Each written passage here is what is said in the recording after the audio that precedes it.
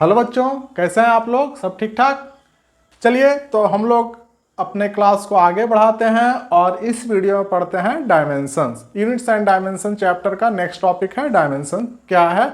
इस क्वांटिटी है, उसका डायमेंशन हम लोग कैसे निकालेंगे, डायमेंशनल एनालिसिस का यूज क्या है फिजिक्स में वो हम लोग देखेंगे, न्यूमेरिकल बनाने में कैसे हम लोग इसका यूज करेंगे वो देखेंगे, और भी ये डायमेंशनल एनालिसिस का जो यूजेज है, लिमिटेशंस है, सारी चीज़ों पे हम लोग चर्चा करेंगे इस वीडियो में, है ना। चलिए तो बेटा फिजिक्स में 7 डायमेंशंस होते हैं। 7 dimension of physics.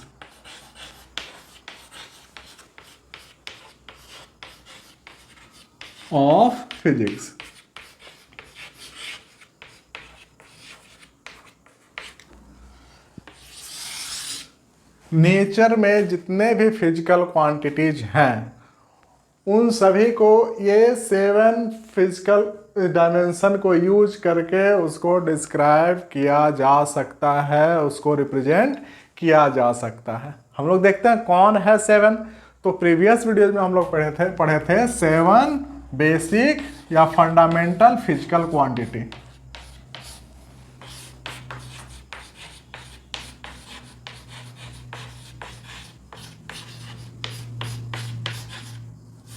Physical quantity हम लोग प्रीवियस वीडियोज में देखे थे। कौन कौन? तो पहला है लेंथ, और कौन था? दूसरा है मास, और तीसरा टाइम, चौथा इलेक्ट्रिक करंट,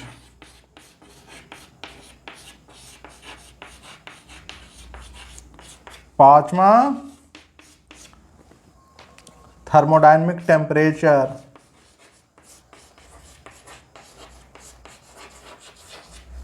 छठा amount of substance,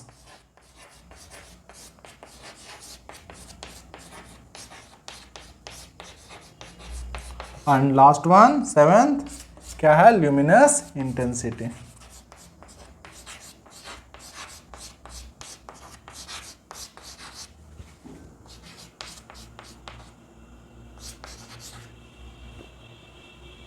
luminous intensity. तो यही 7 फिजिकल क्वांटिटी है जिसको एसआई यूनिट सिस्टम जो है, एसआई सिस्टम ऑफ यूनिट्स जो है, उसके द्वारा फंडामेंटल फिजिकल क्वांटिटी माना गया है। और दो और कौन कौन है? तो दो है जिसको सप्लीमेंट्री फिजिकल क्वांटिटी माना गया। कौन कौन? प्लेन एंगल और plane angle and solid angle.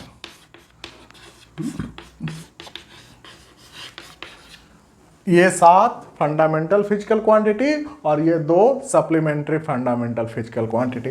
तो ये जो 2 है ये क्या है? डायमेंशन लेस है। क्या है? ये दोनों डायमेंशन लेस है। ये दोनों डायमेंशन लेस फिजिकल क्वांटिटी है। लेकिन इन 7 जो physical quantity, fundamental physical quantity है, इन 7 को हम लोग फिजिक्स का 7 डायमेंशन बोलेंगे। 7 डायमेंशन ऑफ फिजिक्स। ठीक है, फिजिक्स का 7 डायमेंशन है। Length, mass, time, electric current, temperature, amount of substance और ल्यूमिनस इंटेंसिटी। ठीक है, तो लेंथ के लिए एक हम लोग जब डायमेंशनल इक्वेशन लिखेंगे, फॉर्मूला लिखेंगे, तो उसको सिंबल में लिखते हैं। लेंथ, मास इस तरह से नहीं लिखते हैं, सिंबल में लिखते हैं। तो इसलिए सभी फंडामेंटल क्वांटिटीज का एक एक सिंबल दिया गया है। जैसे लेंथ का सिंबल कैपिटल एल होता है, मास का सिंबल कैपिटल एम होता है, टाइम का कैपिटल टी, इलेक्ट्रिक करंट का ए, कहीं कहीं आई भी देखते हैं लिखा हुआ, कुछ कुछ बुक्स में आपको मिल जाएंगे। टेम्परेचर का के होता है, कहीं कैपिटल के, कहीं कहीं थीटा भी आपको मिल जाएगा, तो वो भी गलत नहीं है। अमाउंट ऑफ सबस्टांस का मोल होता है, MOL स्मॉल में ही होता है, और ल्यूमिनस इंटेंसिटी का जे होता है, कैपिटल जे।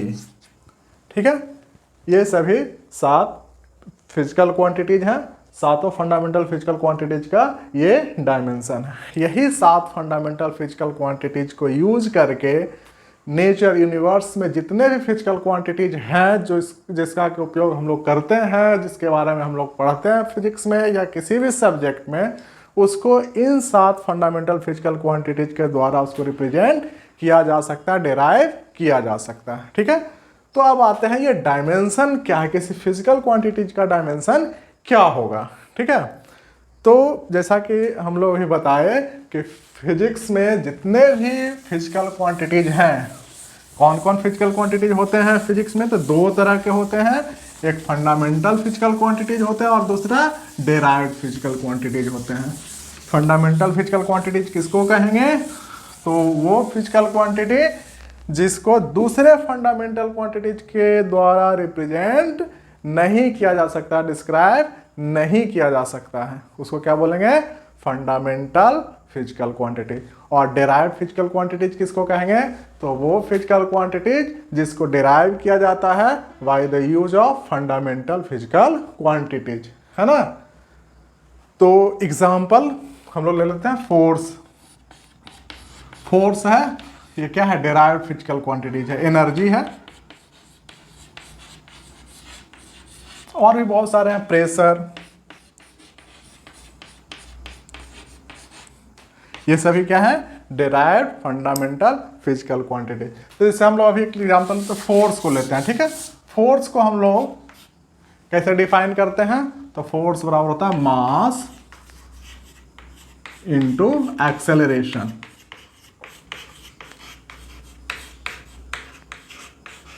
है ना, मास इनटू एक्सेलरेशन।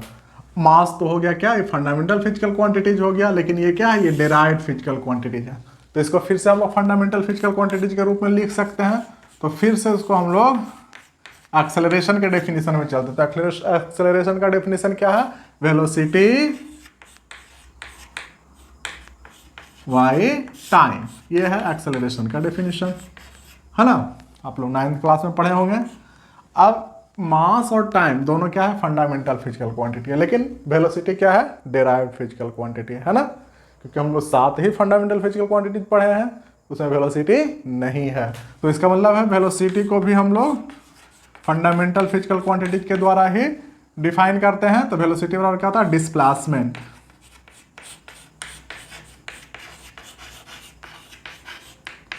डिस्प्लेसमेंट बटा टाइम, है ना ये, और कौन कितना हो जाएगा, टाइम, ये हो जाएगा। अब वहां आते हैं हम लोग, अब डिस्प्लेसमेंट क्या है, तो डिस्प्लेसमेंट लेंथ है, लिख सकते हैं फंडामेंटल फिजिकल क्वांटिटी के रूप में मास गुना लेंथ,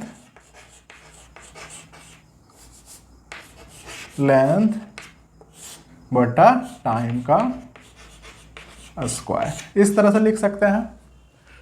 यानी कि इसको हम लोग लिख सकते हैं force is equal to mass गुना लेंथ गुना टाइम के पावर हो जाएगा -2। ये तो हम लोग लिख दिए। यानी कि मास को हम लोग, ये फोर्स को यदि हम लोग परिवर्तित करें या डिस्क्राइब करना चाहें किसके द्वारा, फंडामेंटल फिजिकल क्वांटिटीज के द्वारा, तो कैसे करेंगे, तो mass to the power 1 in multiplied by length to the power 1 multiplied by time to the power -2।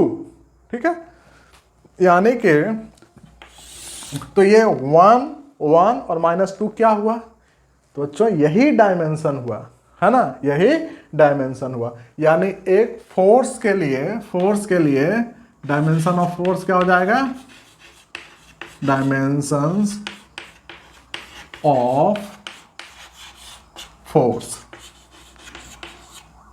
क्या हो जाएगा, 1 in mass, 1 in length and -2 in time. ठीक है, ये डायमेंशन हो जाएगा क्या चीज का? फोर्स का। तो किसको हम लोग डायमेंशन कह रहे हैं फोर्स का? तो जो फंडामेंटल फिजिकल क्वांटिटी पे जो पावर आ रहा है उसको कह रहे हैं। और कब कह रहे हैं? जब डिराइव्ड फिजिकल क्वांटिटीज को रिप्रेजेंट किया जाता है किसमें? फंडामेंटल फिजिकल क्वांटिटीज में। तो फंडामेंटल फिजिकल क्वांटिटीज में कैसे आएगा? तो product of different powers of fundamental physical quantities. तो किसी भी डिराइव्ड फिजिकल क्वांटिटीज को हम लोग लिख सकते हैं किस रूप में? तो product of different power of fundamental physical quantities. Then the power on fundamental physical quantities enters into the expression is called dimension of derived physical quantity in that base। ठीक है, ये हो जाएगा डायमेंशन का डेफिनेशन। अब आते हैं बच्चों, ये जो मास है, लेंथ है, टाइम है, इसका हम लोग सिंबल में यदि लिख देते हैं, यानी कि इस तरह से हम लोग लिखते हैं,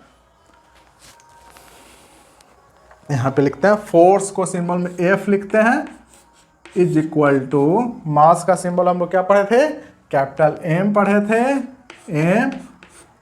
लेंथ का सिंबल क्या पढ़े थे? Capital L। और टाइम का T, ऐसे माइनस पावर हो जाएगा -2। तो ये जो हम लोग लिखे सिंबॉलिक फॉर्म में, इसको हम लोग कहेंगे डायमेंशनल फॉर्मूला, और ये इक्वेशन को क्या कहेंगे? Dimensional equation. क्लियर? चलिए, तो यही बेसिक था डायमेंशन का, है ना। और हम लोग दूसरे भी एग्जांपल ले सकते हैं, जैसे हम लोग एनर्जी का एग्जांपल लिए थे, तो देखते हैं एनर्जी का निकाल करके देखते हैं एनर्जी का डायमेंशन क्या होगा।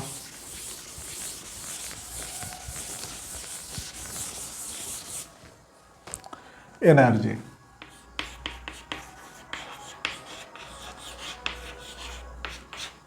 कौन कौन होता है? पोटेंशियल एनर्जी होता है, काइनेटिक एनर्जी होता है ना। हम लोग काइनेटिक एनर्जी ले लेते हैं, तो काइनेटिक एनर्जी बराबर क्या होता है? Half into mass into speed का होल स्क्वायर। ये क्या होता है? एनर्जी। ठीक है, काइनेटिक एनर्जी यानी हाफ। अब हम लोगों को इसका क्या करना होगा? डायमेंशन निकालना होगा, है ना। तो ये न्यूमेरिकल वैल्यू है, तो न्यूमेरिकल वैल्यू रहने देते हैं। मास, स्पीड क्या है? स्पीड तो ये एक डिराइव्ड फिजिकल क्वांटिटी है ना, फंडामेंटल फिजिकल क्वांटिटी नहीं है। तो स्पीड बराबर क्या होता है? डिस्टेंस बाय टाइम, और इसका पावर क्या हो जाएगा? स्क्वायर ये है। ठीक है, यानी हम लोग लिख सकते हैं 1/2 इंटू मास। अब देखिए यहाँ पे 1/2 क्या है? न्यूमेरिकल वैल्यू है, और न्यूमेरिकल वैल्यू का डायमेंशन क्या होता है? नहीं होता, डायमेंशन लेस होता है। तो ये डायमेंशन लेस हो गया, तो इसमें डायमेंशन किसका किसका होगा? तो मास हो जाएगा फिजिकल क्वांटिटी गुना डिस्टेंस का स्क्वायर। डिस्टेंस का क्या होता है? लेंथ, है ना। डिस्टेंस का को हम लोग फंडामेंटल फिजिकल क्वांटिटी में क्या बोलते हैं? लेंथ। तो लेंथ का क्या हो जाएगा? स्क्वायर। और टाइम का पावर क्या हो जाएगा? -2। ठीक है, अब हम लोग इसको सिंबल फॉर्म में लिख देते हैं। तो एनर्जी का डायमेंशन हम लोग E लिखते हैं ना, E। Kinetic energy, sorry KE लिख देते हैं। तो E में इलेक्ट्रिक फील्ड और इसमें कंफ्यूजन होगा। तो मास का क्या हो जाएगा? M, लेंथ का स्क्वायर, टाइम का -2। ये हो जाएगा डायमेंशनल इक्वेशन। और ये क्या हो जाएगा? ये हो जाएगा डायमेंशनल फॉर्मूला ऑफ एनर्जी। ठीक है, डायमेंशनल फॉर्मूला को जब भी लिखेंगे तो बड़े वाले जो ब्रैकेट होता है उसके अंदर में लिखेंगे। ठीक है, और ये इसका अब तो डायमेंशन क्या हो जाएगा काइनेटिक एनर्जी का? तो डायमेंशन ऑफ एनर्जी इज, कोई भी एनर्जी हो, काइनेटिक एनर्जी हो, पोटेंशियल एनर्जी हो, है ना। डायमेंशन ऑफ एनर्जी इज, कोई भी एनर्जी हो, है ना, एनर्जी इज कितना हो जाएगा बच्चों? तो 1 in मास। क्यों? तो मास पर पावर 1 है ना। 1 in mass, 2 in length, length के बेस में कितना है, पावर 2 है, एंड -2 इन टाइम। ठीक है, तो इस तरह से इसका पूछेगा डायमेंशन क्या है, तो हम लोग लिखेंगे 1 in mass, 2 in length and -2 in time. This is the dimension of energy. ये क्या है, डायमेंशन ऑफ एनर्जी। और ये क्या हो गया, डायमेंशनल फॉर्मूला हो गया। ये क्या हो गया, डायमेंशनल फॉर्मूला हो गया। ठीक है, तो ये हम समझते हैं कि आप लोग इस फंडा को सीख गए होंगे, है ना। फिर से हम लोग समझने का प्रयास करते हैं डायमेंशन क्या है ना, डायमेंशनल फॉर्मूला क्या है, डायमेंशनल इक्वेशन क्या है। तो जब किसी डेराइव्ड फिजिकल क्वांटिटी को हम लोग फंडामेंटल फिजिकल क्वांटिटी के रूप में लिखते हैं, तो फंडामेंटल फिजिकल क्वांटिटी पे जो पावर आता है एक्सप्रेशन में, उस पावर को क्या बोलते हैं, dimension of derived physical quantity in that base. In that base का मतलब जिस फंडामेंटल क्वांटिटी पे पावर है उस बेस में। ठीक है, जैसे मास पे पावर 1 है तो मास के बेस में एनर्जी का डायमेंशन कितना हुआ, 1 हुआ। लेंथ पे पावर 2 है तो लेंथ के बेस में एनर्जी का डायमेंशन कितना हुआ, 2 हुआ। टाइम पे पावर -2 है तो टाइम के बेस में एनर्जी का डायमेंशन क्या हुआ, -2 हुआ। ठीक है, और इसको यदि सिंबल के फॉर्म में लिखते हैं बड़े वाले ब्रैकेट के अंदर, तो m⁻1 L² T⁻⁻2 है ना। तो ये इसको हम लोग क्या बोलेंगे, डायमेंशनल फॉर्मूला ऑफ एनर्जी। और एनर्जी इज इक्वल टू ये लिखते हैं इस तरह से, तो इसको हम लोग क्या बोलेंगे, dimensional equation of energy. Clear है, चलिए तो अब हम लोग आगे आते हैं कि ये हम लोग को डायमेंशंस देख लिए, डायमेंशनल फॉर्मूला देख लिए। अब नेक्स्ट क्या है, यूज ऑफ डायमेंशनल एनालिसिस। हम लोग डायमेंशन क्यों पढ़ते हैं, इसका क्या यूज है फिजिक्स में, आगे के क्लास में या आगे के चैप्टर्स जब पढ़ेंगे तो डायमेंशन का क्या फ़ायदा होगा, हम लोग न्यूमेरिकल बनाएंगे तो डायमेंशन से कैसे लाभ उठाएंगे, कोई जो हमारा आंसर आ रहा है या जो हमारा रिजल्ट आ रहा है वो सही है या नहीं, इसको हम लोग कैसे पता करेंगे डायमेंशन एनालिसिस के द्वारा, या फिर हम लोग डायमेंशन एनालिसिस को और क्या क्या यूज हो सकता है, ये सारी चीज़ें हम लोग आगे देखते हैं। ठीक है, बने रहिएगा हमारे इस वीडियो के साथ, और साथ ही साथ आप हमारे वीडियो को शेयर करते रहिए ताकि जितना ज़्यादा से ज़्यादा बच्चों के पास जाएगा हमारा लाइक्स बढ़ेगा, और जितना ज़्यादा लाइक्स आएगा उतना ज़्यादा वीडियो बनाऊंगा आप लोगों के लिए, अच्छे अच्छे कंसेप्ट ला करके दूंगा। ये डायमेंशन एनालिसिस बहुत ही बेसिक कॉन्सेप्ट है फिजिक्स को समझने के लिए बच्चों, इस पे पकड़ होनी चाहिए। यदि फिजिक्स को बढ़िया से पढ़ना है तो डायमेंशन पे पकड़ होनी चाहिए, है ना। चलिए तो हम लोग नेक्स्ट आते हैं, use of dimensional analysis.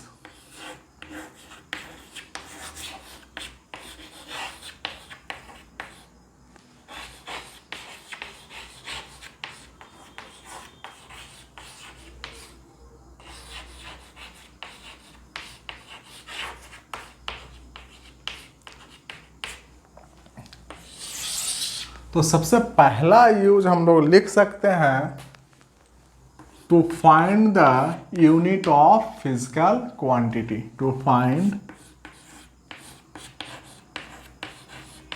The unit of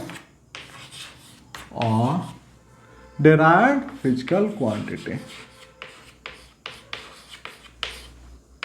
physical quantity को हम लोग PQ लिख देते हैं। ठीक है, to find the unit of derived physical quantity कैसे निकालेंगे, तो सबसे पहला चीज, किसी भी फिजिकल क्वांटिटी का डेफिनेशन होता है, हम लोग डेफिनेशन लिखेंगे। तो फिजिकल क्वांटिटी हम लोग एग्जांपल लिए थे फोर्स का, तो फोर्स का क्या होता है, राइट द, सबसे पहला काम क्या करेंगे, right the definition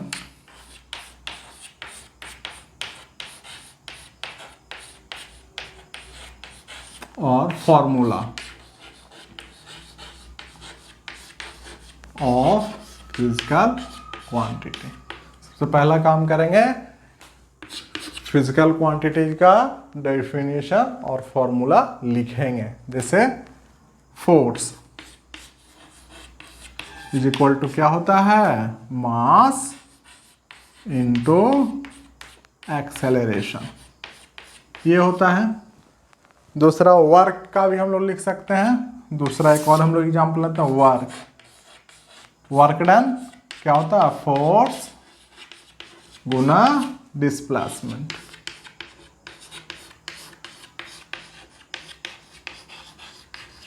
force into displacement होता है ना।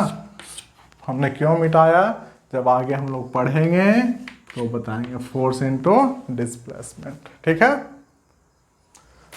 तो फोर्स का मास इंटू एक्सेलरेशन हो गया। अब क्या करेंगे, तो अब इसको हम लोग डायमेंशनल फॉर्मूला इसका लिखेंगे। तो फोर्स का डायमेंशनल फॉर्मूला क्या होगा, फोर्स का डायमेंशनल फॉर्मूला हम लोग पढ़े M L T minus two, ठीक है। डायमेंशनल फॉर्मूला लिख दिए। अब डायमेंशनल फॉर्मूला लिखने के बाद क्या करेंगे, उसी तरह से इसका भी डायमेंशनल फॉर्मूला लिखते हैं। वर्क डन का क्या होगा, तो फोर्स का होता है M L T minus two into displacement क्या होगा, लेंथ, तो इसका हो गया एल, ठीक है।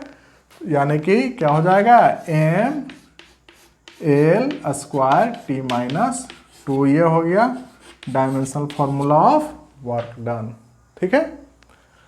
अब क्या करेंगे, तो एम एल टी जो आया है, जो फंडामेंटल फिजिकल क्वांटिटी है, तो जिस सिस्टम ऑफ यूनिट्स में इसका यूनिट हम लिखना चाहते हैं, उसमें जो फंडामेंटल यूनिट है उससे इसको रिप्लेस करेंगे। तो replace the symbol bye fundamental units of fundamental physical quantity in that system of units. तो हम लोग इसको एसआई सिस्टम में लिखना चाहते हैं, तो इन एसआई सिस्टम, इन एसआई या एसआई, इन एसआई हम लोग लिखते हैं एसआई यूनिट ऑफ फोर्स। क्या हो जाएगा, तो एम को रिप्लेस करो क्या चीज से, तो मास होता है, क्या होता है, किलोग्राम, क्या होता है, किलोग्राम। लेंथ का क्या होता है ऐसा यूनिट में, लेंथ का होता है मीटर, है ना। और टाइम का क्या होता है, सेकेंड माइनस टू। तो क्या हो जाएगा, केजी मीटर पर सेकेंड स्क्वायर। अब जब हम लोग इसका एसआई यूनिट में फोर्स का लिख दिए, एसआई यूनिट क्या होता है, केजी मीटर पर सेकेंड स्क्वायर। अब इसका एक नाम दिया हुआ है, क्या नाम दिया हुआ है, तो इसको न्यूटन बोलते हैं। क्या बोलते हैं, न्यूटन, ठीक है। क्या बोलते हैं, न्यूटन। और इसका अब्रिविएशन होता है न्यूटन का कैपिटल एन, ठीक है। तो पहला स्टेप क्या करेंगे, फिजिकल क्वांटिटी का फॉर्मूला लिख देंगे, डेफिनेशन लिख देंगे। डेफिनेशन के पश्चात क्या करेंगे, नेक्स्ट स्टेप में क्या करेंगे, तो इसका डायमेंशनल फॉर्मूला लिखेंगे। डायमेंशनल फॉर्मूला लिखने के बाद अब सपोज करें ऐसा यूनिट में इसका लिखना था, ये यूनिट जानना था कि इसका ऐसा यूनिट क्या होगा फोर्स का, तो एम एल टी, ये जो सिंबल है उस सिंबल को क्या करेंगे, रिप्लेस करेंगे किसके द्वारा, तो फंडामेंटल यूनिट्स के द्वारा, ठीक है। तो ऐसा यूनिट में मास का यूनिट क्या होता है, किलोग्राम होता है, केजी होता है। लेंथ का क्या होता है, मीटर होता है, एम लिख दिए। टाइम का क्या होता है, सेकेंड होता है, ठीक है। तो केजी मीटर पर सेकेंड स्क्वायर, है ना, ये क्या हो जाएगा, एसआई यूनिट ऑफ फोर्स। और इसका एक नाम दिया हुआ है क्या, न्यूटन। क्या नाम दिया हुआ है, न्यूटन। और न्यूटन का एब्रिविएशन क्या होता है, एन होता है। अब सपोज करिए ये तो हमने लिख दिया किस फॉर्म, एसआई यूनिट में। अब कहिएगा सर एसआई यूनिट में ही क्यों लिखे आप, अब हमको सीजीएस यूनिट में लिख के दिखाइए। तो हम लोग सीजीएस यूनिट में लिख लेंगे। कैसे, तो देखिए सीजीएस यूनिट में लिखते हैं। तो सीजीएस यूनिट में एम का क्या, मास का क्या होता है, तो in CGS system, CGS system mass का क्या होता है, तो मास का होता है ग्राम, मास का होता है ग्राम, लेंथ का क्या होता है सेंटीमीटर, और टाइम का तो सेकंड ही होता है। तो क्या हो जाएगा, तो CGS unit of force is CGS, so CGS unit of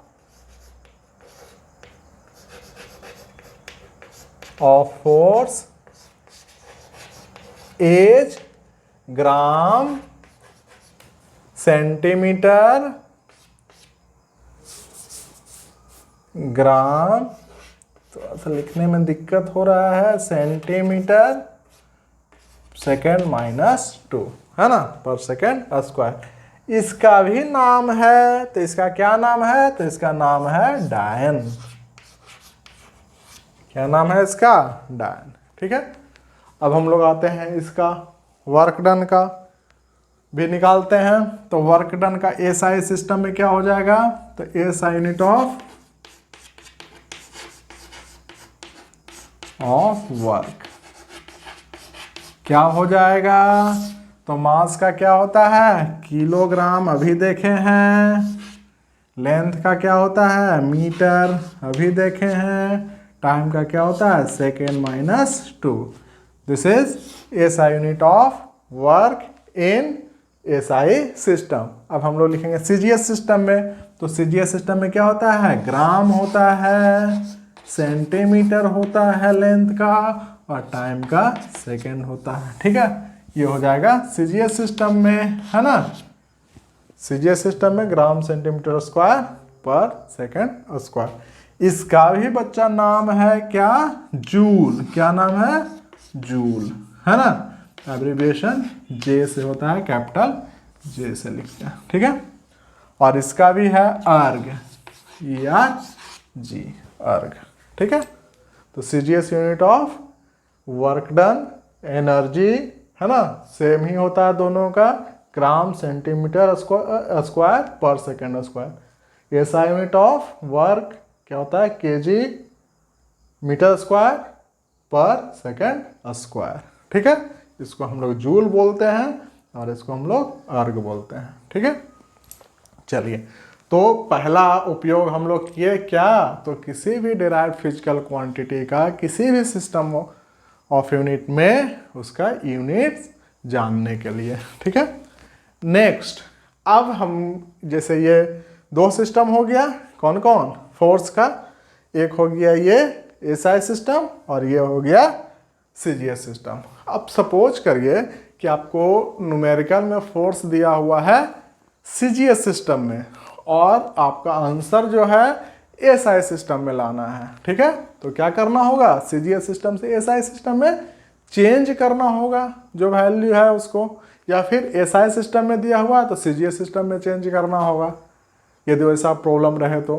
ठीक है, तो इसके लिए भी हम लोग डायमेंशनल एनालिसिस का यूज कर लेते हैं अच्छा से, है ना। तो कैसे करेंगे, तो सेकंड यूज देखते हैं। बहुत ही मस्त टॉपिक है ये और बहुत ही इम्पोर्टेंट टॉपिक है, आसान है, इम्पोर्टेंट है। ठीक है,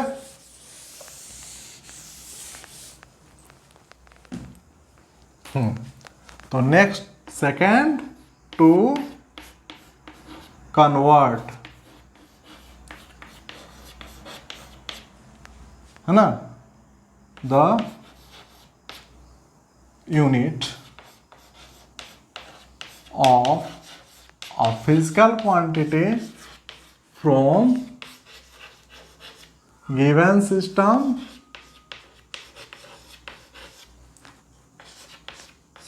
of units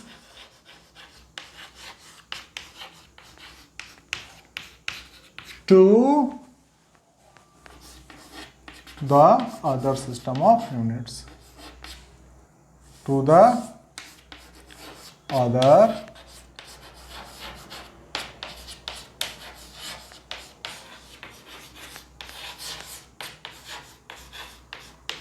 यूनिट्स, है ना।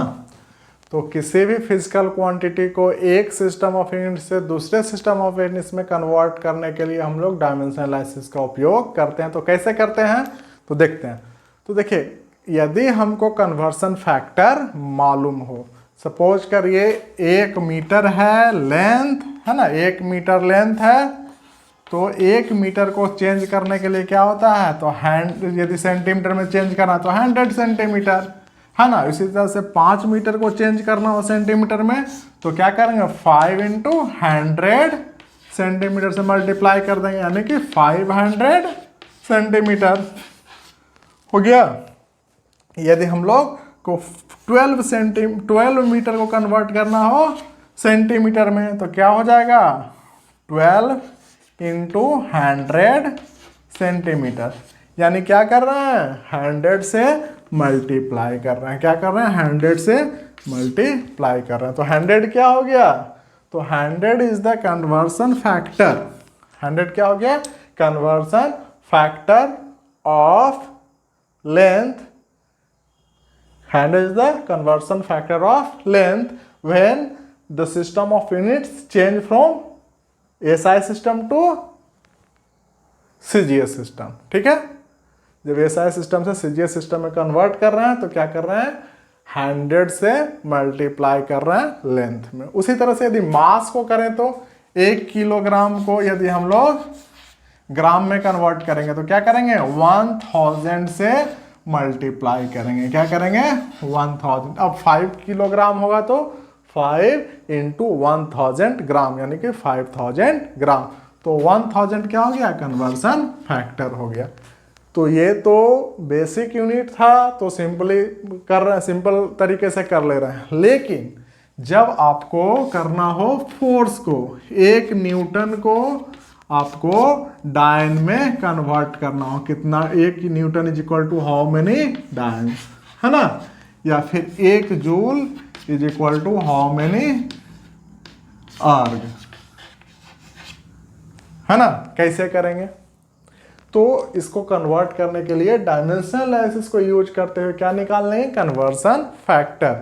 और जब हमारा कन्वर्सन फैक्टर निकल जाएगा तो फिर कितना भी न्यूटन हो उसको डायन में कन्वर्ट कर लेंगे, या कितना भी डायन हो उसको न्यूटन में कन्वर्ट कर लेंगे, ठीक है। तो देखते हैं कैसे निकालेंगे कन्वर्सन फैक्टर। तो देखिए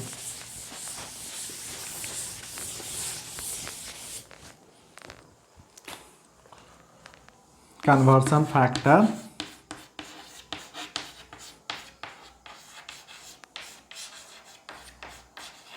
of force to change the unit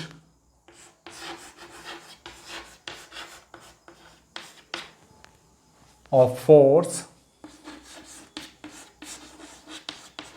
from SI to CGS system, SI system to CGS system।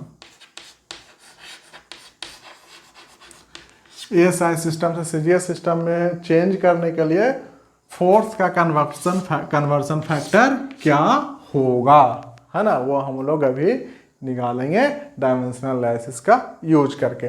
तो क्या होता है, डायमेंशनल फॉर्मूला फोर्स का क्या होता है, तो M L T माइनस 2 ये होता है ना। अब हमको इसको लिखना है, फिर एक और लिखते हैं फोर्स का, फिर से लिखते हैं यही चीज, M L T माइनस 2। ऊपर वाला ले लेते हैं SI सिस्टम, तो इधर हो जाएगा SI सिस्टम, इसको लेते हैं CGS सिस्टम, ये हो जाएगा CGS सिस्टम, ठीक है। डिवाइड कर देते हैं दोनों को, क्या करते हैं, डिवाइड कर देते हैं। तो फोर्स इन SI सिस्टम क्या हो जाएगा, फोर्स इन SI सिस्टम, है ना, by force in CGS system, ठीक है, इज इक्वल टू लिखेंगे मास इन SI सिस्टम बटे मास इन या M इन SI, हम लोग लिख देते हैं SI M इन CGS, है ना, बाय इंटू लेंथ है इन एसआई और लेंथ इन सीजीएस, है ना। उसी तरह से टाइम है time in SI system and time in CGS system, ठीक है। पावर क्या -2 है, ठीक है, कोई दिक्कत नहीं। अब हम लोग आते हैं, एसआई सिस्टम है और सीजीएस सिस्टम है, तो दोनों को डिवाइड करेंगे। कैसे करेंगे? तो जब भी डिवाइड करेंगे तो उसको एक ही सिस्टम ऑफ यूनिट्स में लाना पड़ेगा। अलग अलग सिस्टम ऑफ यूनिट्स में रहेगा तो हम लोग डिवाइड नहीं कर पाएंगे। तो एक ही सिस्टम ऑफ यूनिट्स में लाना है, तो कैसे लाएंगे? तो हम लोग लिखते हैं यहाँ पे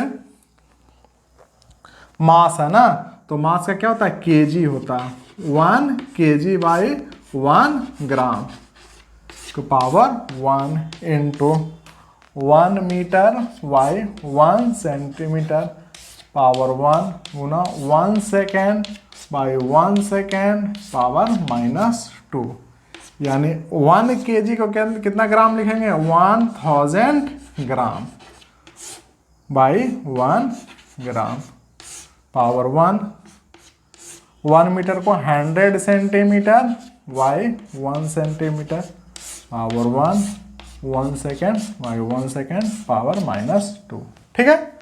अब ग्राम से ग्राम कैंसिल हो जाएगा, कन्वर्सन फैक्टर हमारा आ गया 1000 मल्टीप्लाई बाई 100, यानी हो गया 10⁵। ये हो गया कन्वर्सन फैक्टर किसका? SI system, force and CGS system. यानी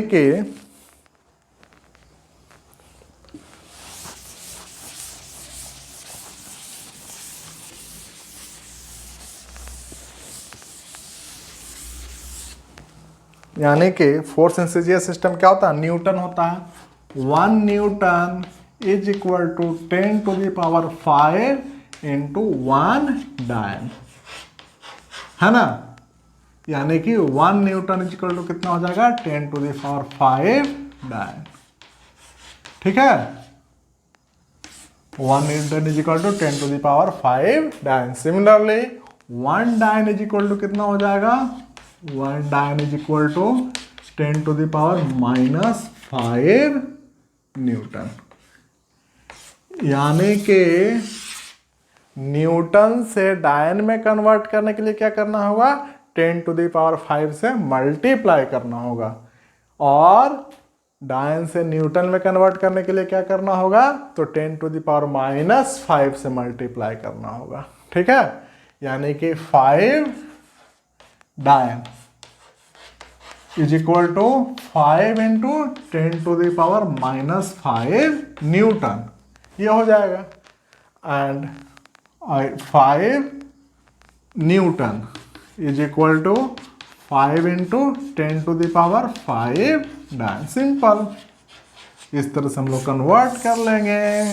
तो कितना यूजफुल चीज है डायमेंशनल एनालिसिस, है ना।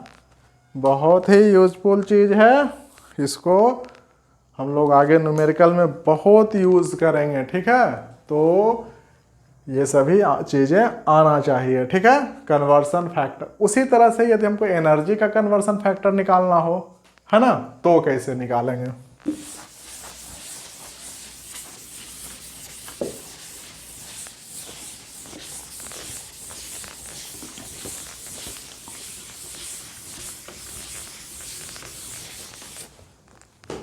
एनर्जी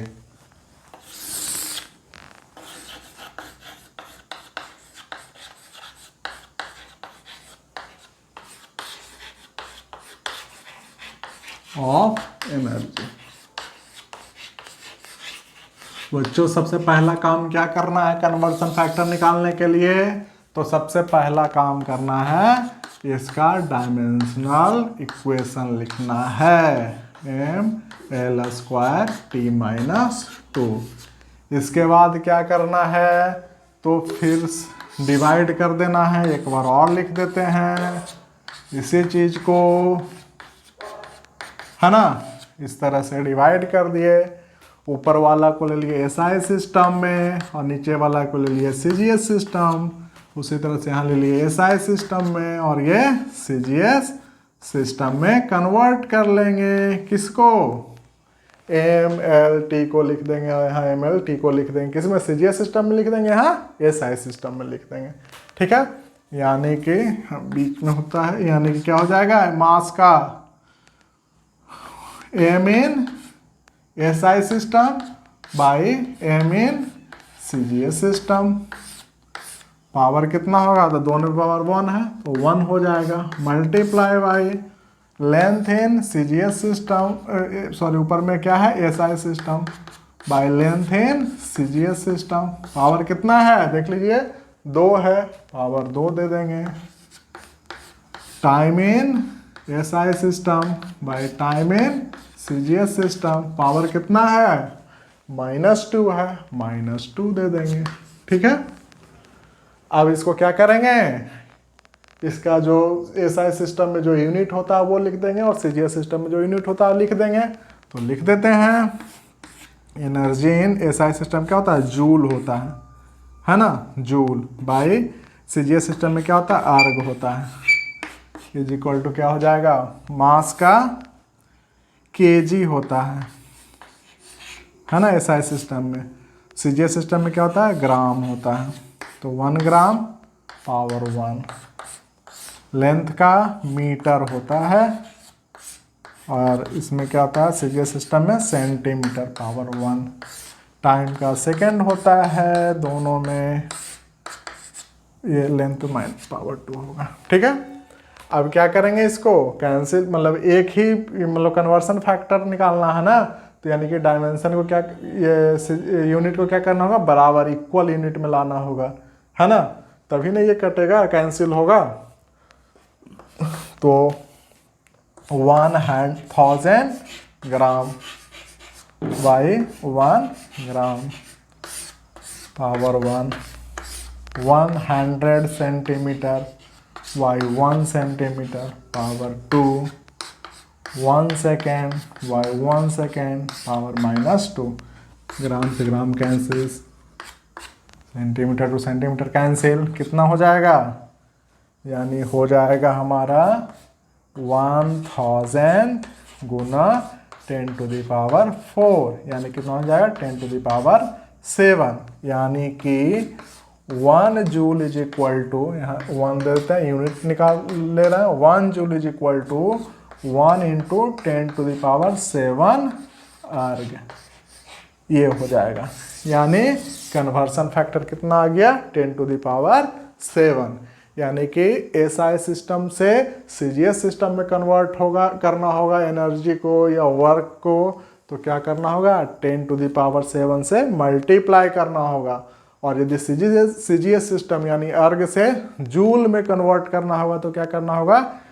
10⁻⁻7 से मल्टीप्लाई करना होगा। क्लियर?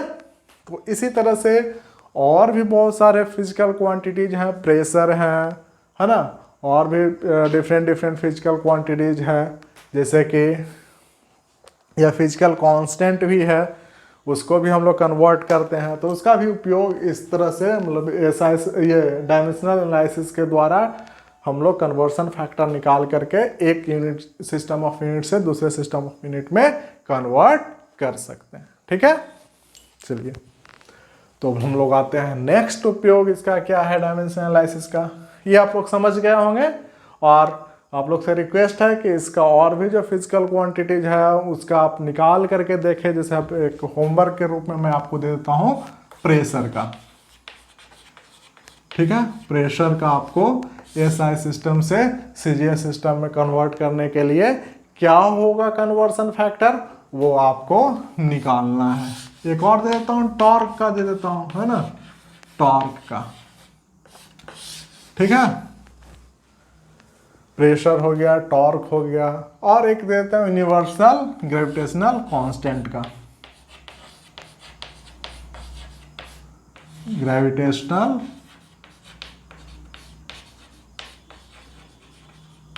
कांस्टेंट, है ना। ये तीन है, एक फिजिकल कांस्टेंट है और दो फिजिकल क्वांटिटी है। इनका आपको क्या करना है, एसआई सिस्टम से सीजीएस सिस्टम में कन्वर्ट करने के लिए क्या होगा कन्वर्सन फैक्टर वो आपको निकालना है। ठीक है, चलिए तो नेक्स्ट उपयोग हम लोग इसका जानते हैं क्या है डायमेंशन एनालिसिस का। तो इसका एक नेक्स्ट मतलब बहुत ही इम्पोर्टेंट है ना, बहुत ही इम्पोर्टेंट, बहुत महत्वपूर्ण क्या है, तो जो हम लोग रिजल्ट निकालेंगे कैलकुलेशन करके या हमारा ये न्यूमेरिकल बनाते हुए समय है ना, या फिर इसका डेरिवेशन कोई फॉर्मूला निकालेंगे, कोई इक्वेशन लिखेंगे, तो वो सही है इक्वेशन या गलत है इक्वेशन उसको जानने के लिए, ठीक है, हम लोग डायमेंशन एनालिसिस का यूज करते हैं। तो नेक्स्ट है third one, to check the dimensional correctness सीधे लिखते हैं ऑफ फिजिकल इक्वेशन।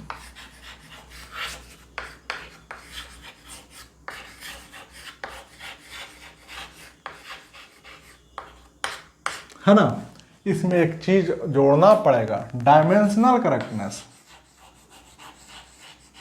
क्योंकि इसका एक लिमिटेशन है बच्चों, है ना क्या, तो कोई यदि डायमेंशनली करेक्ट इक्वेशन है तो कोई ज़रूरी नहीं कि वो इक्वेशन सही हो। तो इसमें एक बहुत ही अच्छा कॉन्सेप्ट है principal of homogeneity. This is based on, ये क्या चीज़ बेस्ड है, तो based on, this is based on principle of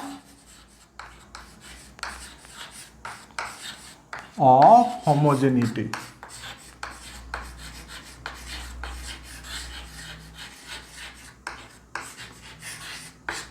ये जानना होगा पहले, है ना, ये जानना होगा। तो इसके लिए सबसे सिंपल तरीका आपको बताते हैं।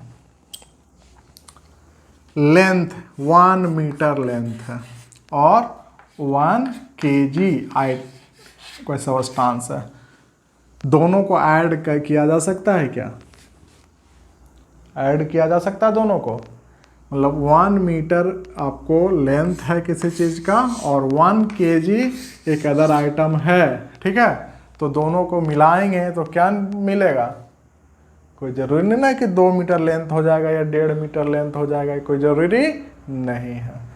तो यानी कि मीटर को मीटर से ही ऐड, मतलब लेंथ को लेंथ से ही ऐड करेंगे और ये मास को मास से ही ऐड करेंगे। अब 1 मीटर को कहेगा कि भाई 20 सेकेंड में ऐड करो, तो सेकेंड क्या है, टाइम है, और ये क्या है, मीटर लेंथ है।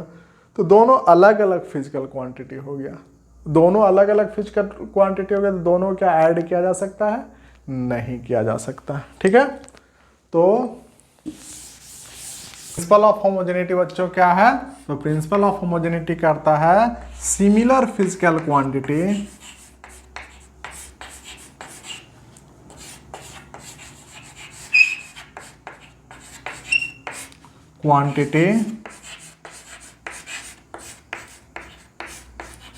can be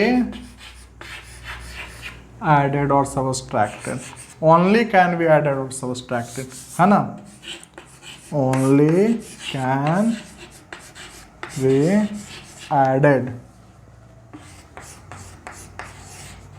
or subtracted।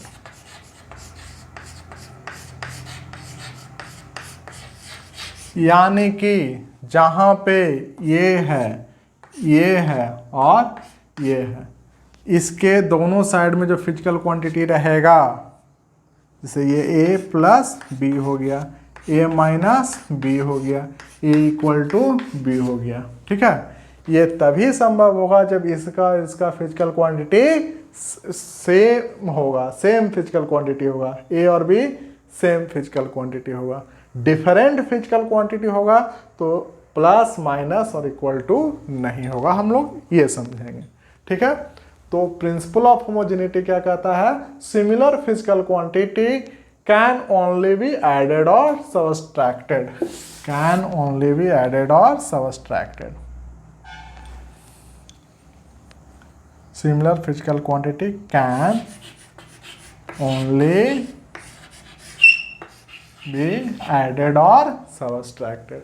Similar physical quantity can only be added or subtracted. ठीक है, यानी कि length plus length, length plus length, ठीक है, फोर्स प्लस फोर्स, ये लेंथ प्लस लेंथ है, सही है, फोर्स प्लस फोर्स सही है, मास प्लस मास सही है, ठीक है। यदि कहें फोर्स प्लस एनर्जी, क्या है, गलत है, क्या है, गलत है, ठीक है, ठीक है। तो इसके अनुसार हम अपना जो इक्वेशन, फिजिकल इक्वेशन लाएंगे, उसका हम लोग ये चेक कर सकते हैं कि डायमेंशनली करेक्ट है या नहीं।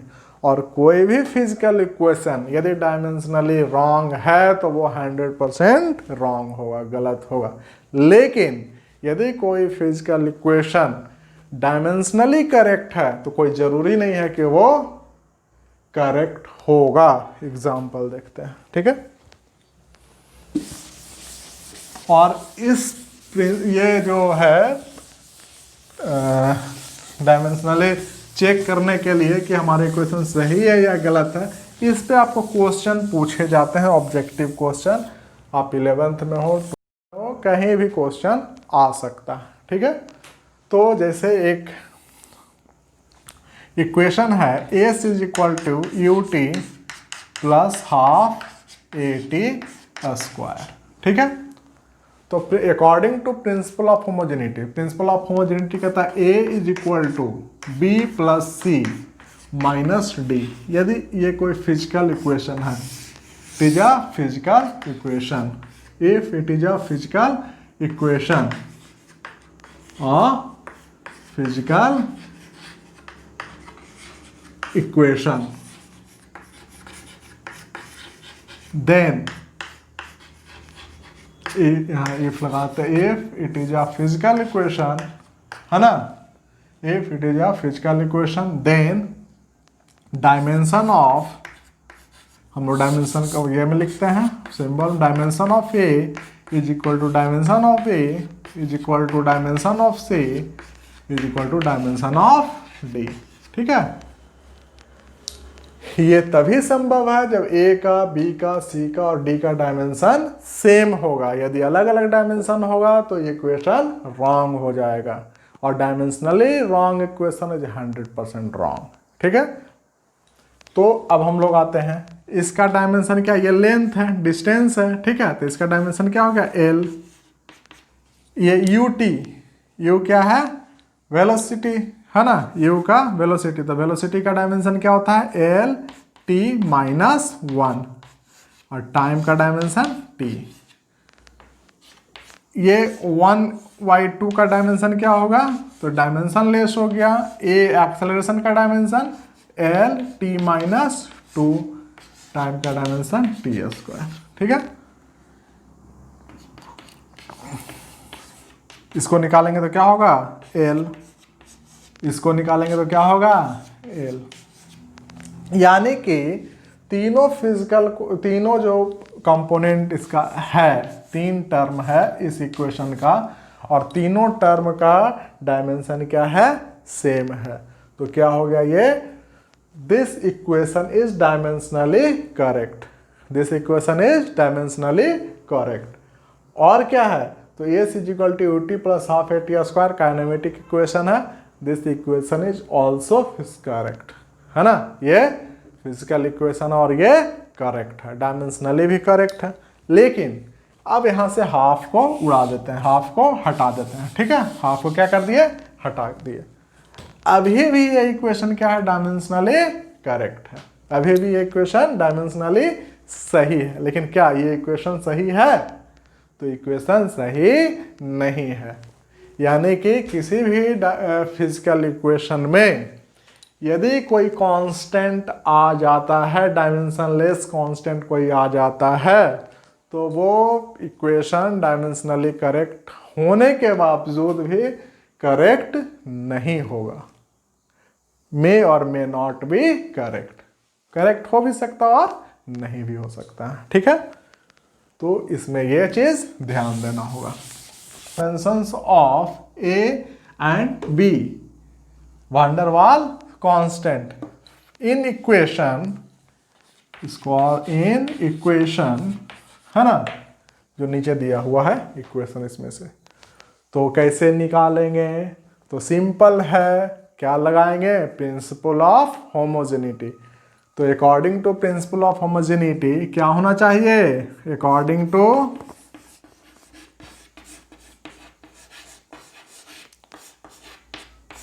Principal of homogeneity,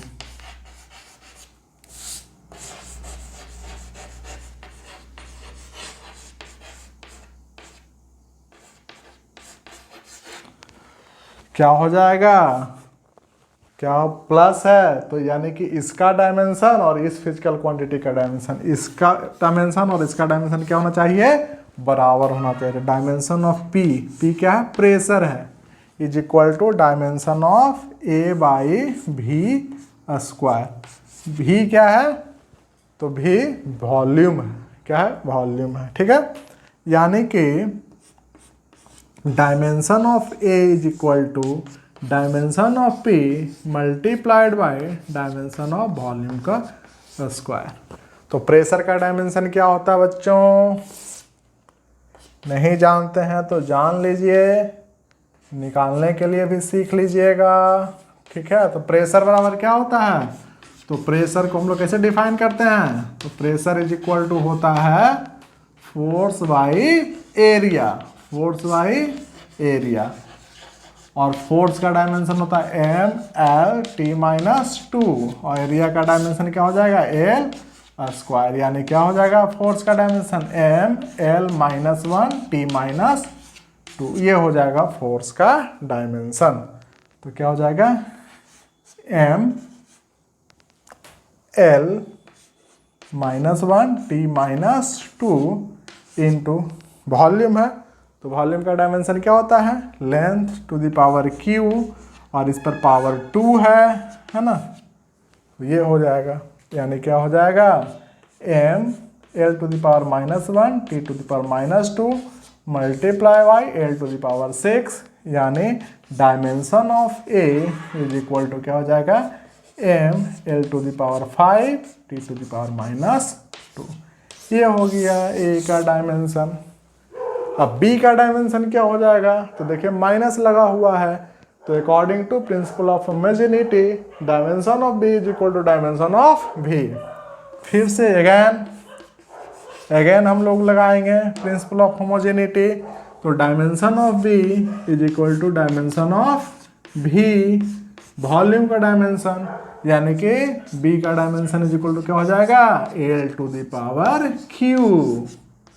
objective question में यदि पूछ दिया कि वांडर वाल इक्वेशन में ए और बी, वांडर वाल कांस्टेंट ए और बी का डायमेंशन क्या होगा, तो ए का डायमेंशन हो जाएगा M L to the power 5 T to the power minus 2, यानी 1 in mass 5 in length 2 minus 2 in time, और बी का क्या हो जाएगा 3 इन लेंथ, ठीक है।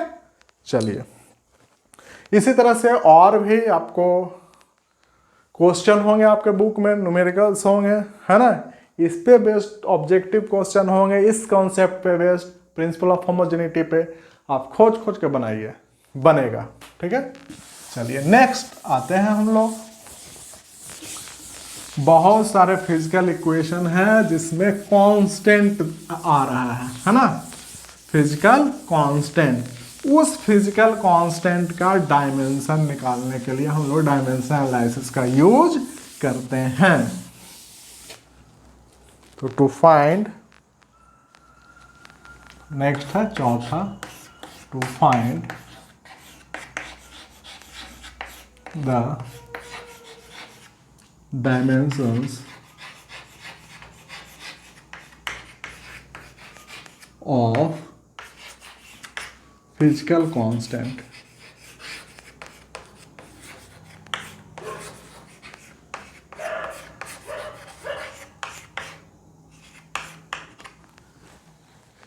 हम लोग एग्जांपल लेते हैं यूनिवर्सल ग्रेविटेशनल कांस्टेंट।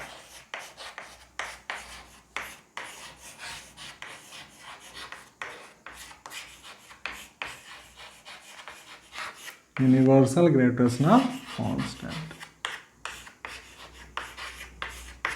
तो यूनिवर्सल ग्रेविटेशनल कांस्टेंट क्या है, उसका डायमेंशन क्या होता है, वो हम लोग निकालने के लिए सीखते हैं।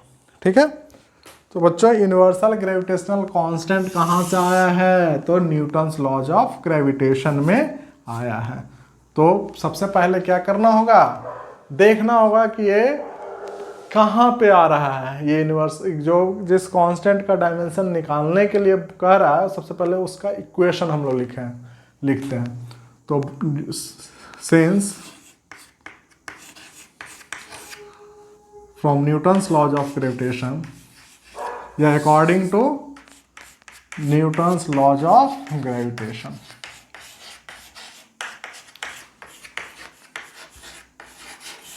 ग्रेविटेशन क्या कहता है, force between two object is equal to G mass of one object into mass of two object second object by distance का स्क्वायर। ये अब हमको क्या निकालना है, इसका डायमेंशन निकालना है। क्या निकालना है, जी का डायमेंशन निकालना है। ठीक है, तो क्या हो जाएगा, G is equal to force गुना आर स्क्वायर डिस्टेंस का स्क्वायर बाई m1 m2, ये हो जाएगा। अब इसको डायमेंशन में लिखेंगे, डायमेंशन इक्वेशन लिखेंगे, तो फोर्स का डायमेंशन इंटू आर स्क्वायर का dimension by m1 into m2 का डायमेंशन क्या हो जाएगा, यानी g का डायमेंशन इज इक्वल टू हो जाएगा, फोर्स का क्या होता है M L T minus two, force का M L T minus two, फिर है आर क्या है, लेंथ है, तो लेंथ का स्क्वायर, फिर नीचे क्या m1 m2 क्या है, मास है, तो मास का स्क्वायर, यानी क्या हो गया, g का डायमेंशन तो m to the power -1 a to the power q t to the power -2, ये हो जाएगा डायमेंशनल इक्वेशन। और डायमेंशन क्या हो जाएगा, -1 in mass, 3 in length, -2 in time, ये हो जाएगा क्या, dimension of universal gravitational constant. Next इसी तरह से एक और क्या हम लोग एग्जांपल लेते हैं, प्लैंक्स कांस्टेंट का डायमेंशन निकालते हैं।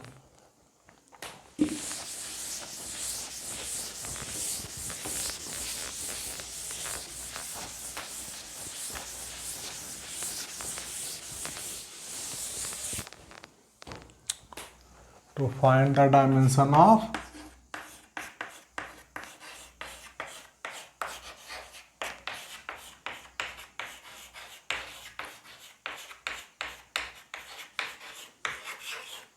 Planck's constant,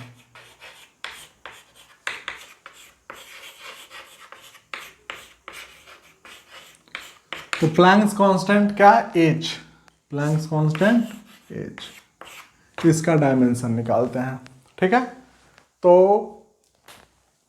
हमको पहले देख इसका इक्वेशन लिखना होगा, तो क्या होता है, energy is equal to h nu, है ना, where is energy, h is Planck constant and nu is frequency, nu क्या है, फ्रीक्वेंसी।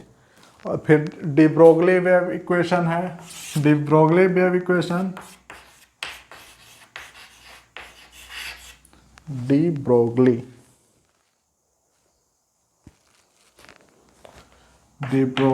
वेव इक्वेशन क्या होता है, lambda is equal to h by m v, wavelength is equal to क्या होता है, h by m v.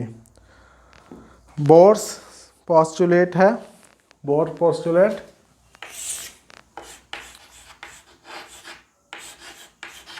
Bohr's postulate,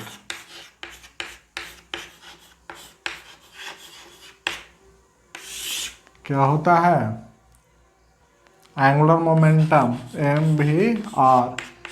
Planck constant का dimension निकालना है एच का। तो प्लैंक कांस्टेंट कहाँ कहाँ यूज होता है, तो हमारे पास 3 इक्वेशन है, कौन कौन, E is equal to h nu, photon, एक फोटोन का एनर्जी कितना होता है, तो एच न्यू के बराबर होता है, Planck constant into frequency of that wave, है ना, जिसका फोटोन ये है। डी ब्रोगली के अनुसार क्या होता है, lambda is equal to h by m v. और बोर्स पोस्टुलेट क्या करता है कि क्वांटम एंगुलर मोमेंटम क्या होता है, क्वांटाइज्ड होता है। Angular momentum of an electron क्या होता है, क्वांटाइज्ड, एन एच बाई 2 पाई, जहां एन क्या है, नंबर ऑफ सेल। ठीक है, तो एनर्जी इससे भी हम लोग निकाल सकते हैं। तो एच इज इक्वल टू क्या हो जाएगा, ई बाई न्यू। अब dimension of h, Planck constant dimension is equal to energy का डायमेंशन बाई फ्रीक्वेंसी का डायमेंशन। तो एनर्जी का डायमेंशन क्या होता है, तो M L square T minus 2, और इसका फ्रीक्वेंसी का -1, टी टू पावर -1, यानी क्या हो गया, M L square T to the power -1। ये हो जाएगा डायमेंशनल फॉर्मूला। तो डायमेंशनल इक्वेशन क्या हो जाएगा, M L square T minus, ठीक है। तो इस तरह से डायमेंशनल फॉर्मूला लिखेंगे हम लोग किसका, एच का। उसी तरह से इस इक्वेशन के अनुसार, है ना, डी ब्रोगली वेव इक्वेशन, इसमें क्या था, लैम्डा क्या हो गया, लेंथ, है ना, एच का निकालना है, एम हो गया मास, और भी हो गया स्पीड। स्पीड का क्या होगा, एल टी माइनस 1, यानी कि एच का डायमेंशन क्या हो जाएगा, M L square T minus 1। देखिए सेम आ रहा है। उसी तरह से इसमें आपके लिए छोड़ देता हूं मैं, आपको निकालना है, ठीक है। चलिए अब क्वेश्चन ये, coefficient of viscosity.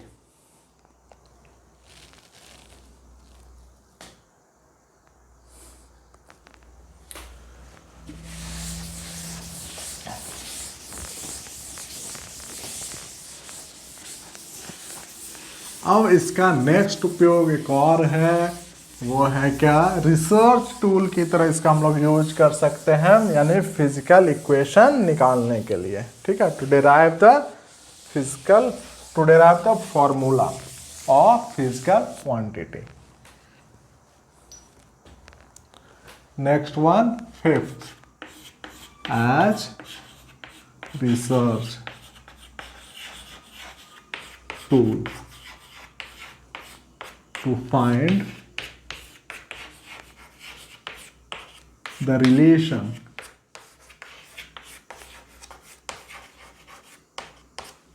between physical quantities, है ना, या फॉर्मूला निकालने के लिए, ठीक है। हम लोग यूज करेंगे इसका डायमेंशनल एनालिसिस का। इसके लिए बच्चों एक चीज आप मतलब इसका एक कुछ लिमिटेशंस है, ठीक है। वो क्या है, तो the relation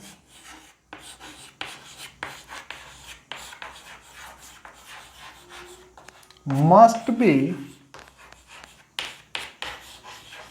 of product type.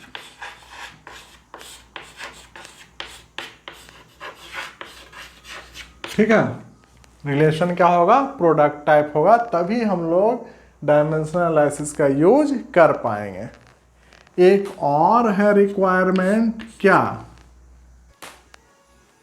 Dependency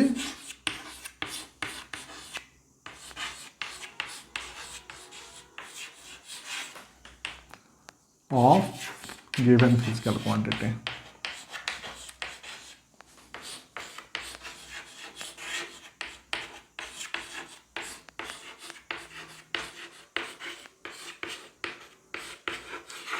ठीक है, इसका एक और हम लोग लिख सकते हैं कि जिस जिस फिजिकल क्वांटिटी पे डिपेंड कर रहा है ये फिजिकल क्वांटिटी, वो निश्चित रूप से उन सभी का डायमेंशन अलग अलग होना चाहिए। ठीक है, all physical quantities on which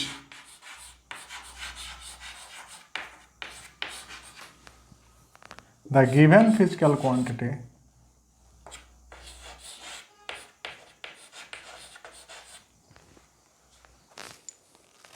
इसको हम लोग लिखते हैं all physical quantity of the relation of the expression या फॉर्मूला है ना, एक्सप्रेशन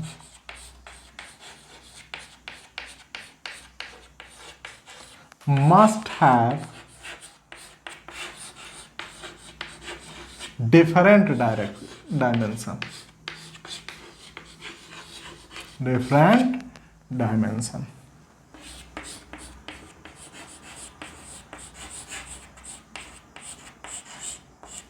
इतना यदि रहेगा तभी हम लोग डायमेंशन एनालिसिस के द्वारा निकाल सकते हैं क्या, ये इक्वेशन या रिलेशन या फॉर्मूला। ठीक है, तो देखिए हम लोग एग्जाम यूज करते हैं, हम लोग निकालते हैं डायमेंशन और ये formula of time period of simple pendulum.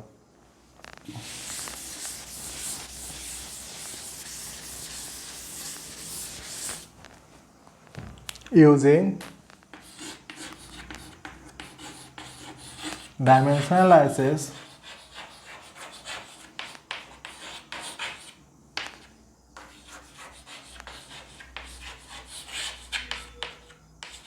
find the dimension of find the formula for time period of simple pendulum।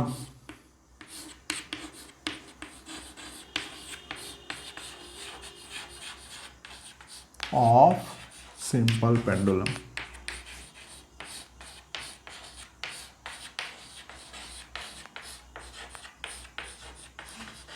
Simple pendulum का हमको क्या निकालना है, फॉर्मूला निकालना है। तो सिंपल पेंडुलम देखिए कैसा होता है, देखे होंगे। कुछ नहीं करना है, एक धागा लेना है पतला सा, इसमें एक बॉल को बांध देना है, भारी बॉल को बांध देना, हो गया सिंपल पेंडुलम।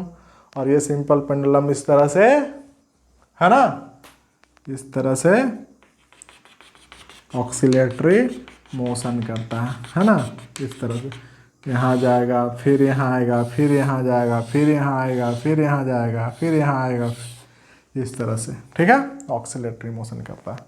तो जब ये सिंपल पेंडुलम यहाँ से यहाँ गया, ठीक है, फिर यहाँ से यहाँ आया, फिर यहाँ से यहाँ गया, फिर यहाँ से यहाँ आया, ठीक है, इसको बोलेंगे वन टाइम पीरियड। यदि एक एंड से लें, इस एंड से यहाँ से दूसरे एंड तक जाने में और फिर वापस आने में लगा हुआ समय, उसको क्या बोलेंगे, वन टाइम पीरियड। ठीक है, तो इसमें क्या क्या चीज़ है जिसपे ये फिजिकल ये time period of simple pendulum depend कर सकता है ना। कौन कौन इन्वॉल्व हो रहा है इसमें, तो इसका लेंथ ऑफ द पेंडुलम, इसको हम लोग क्या बोलेंगे, जो धागा है जिसमें ये बंधा हुआ है बॉब, उसको क्या बोलेंगे, length of the pendulum. Mass of the Bob, जो बॉल बंधा हुआ है ना, इसका मास ऑफ द बॉब। और कहाँ, ये हमारा अर्थ हो गया, अर्थ सरफेस के नज़दीक है, तो इस पे वेट लगेगा कितना, mg, है ना, यानी कि g आ रहा है। ठीक है, एक्सेलरेशन ड्यू टू ग्रेविटी। तो हमको पता चल गया क्या चीज़ पे टाइम पीरियड डिपेंड कर रहा है।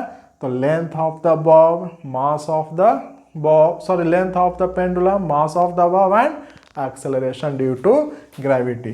तो पहला हम लोग जो फर्स्ट रिक्वायरमेंट था हम लोग पूरा कर लिए, क्या, तो the time period of simple pendulum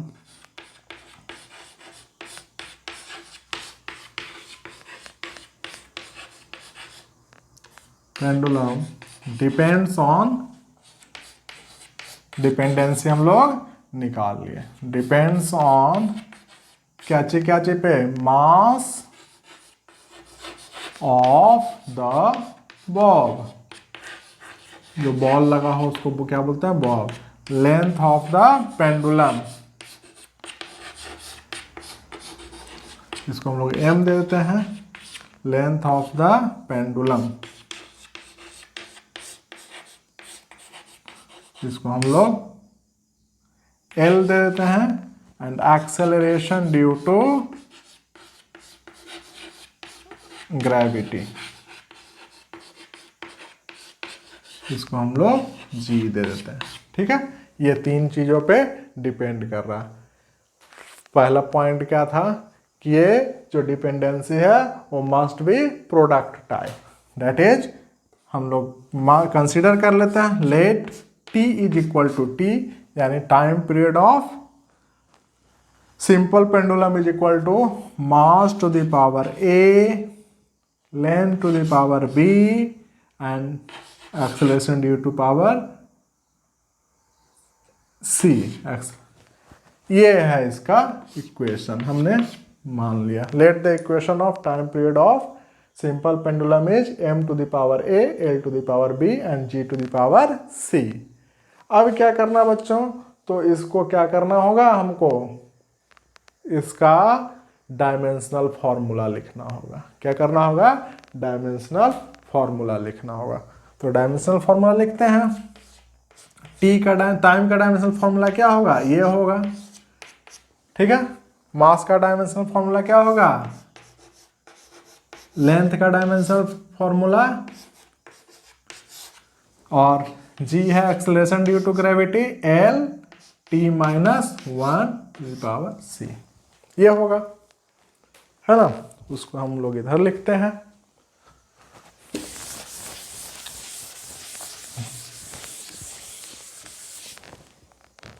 यानी कि हो जाएगा t to the power 1 is equal to m to the power a, l to the power b minus c, और सॉरी b प्लस c और t to the power minus c, ये हो जाएगा ना। तो क्या हो जाएगा, अब हमको प्रिंसिपल ऑफ होमोजेनिटी पढ़े हैं, तो प्रिंसिपल ऑफ होमोजेनिटी क्या कहता है, ये इक्वल टू इसका कब होगा, जब इसका भी डायमेंशन और इसका डायमेंशन बराबर हो जाएगा। जब तक कि दोनों का डायमेंशन बराबर नहीं होगा, फिजिकल क्वांटिटी बराबर नहीं हो सकता है। यानी कि 1 kg is equal to 1 metre या 1 सेकेंड नहीं हो सकता है। जब भी होगा तो 1 kg is equal to 1000 gram ही होगा। ठीक है, ये नहीं कि 1 kg is equal to 100 centimetre लिख देंगे तो वो गलत हो जाएगा। ठीक है,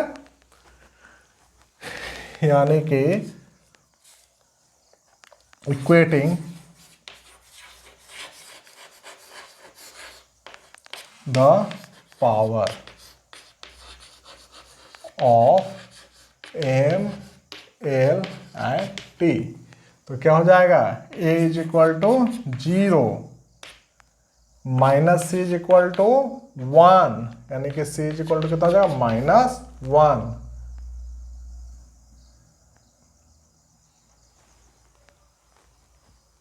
सॉरी, यहाँ -2 होगा ना जी।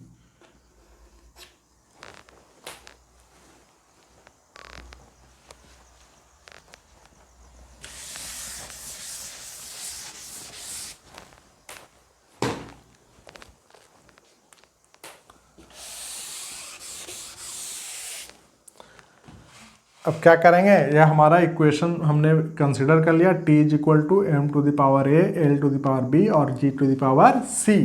अब क्या करना होगा, अब इसका हम लोग डायमेंशनल फॉर्मूला लिखेंगे, डायमेंशनल इक्वेशन लिखेंगे। ठीक है, यानी t to the power 1 is equal to, इसका भी मास का डायमेंशन कैपिटल M होता है, m to the power a है तो इस पर पावर a चढ़ जाएगा।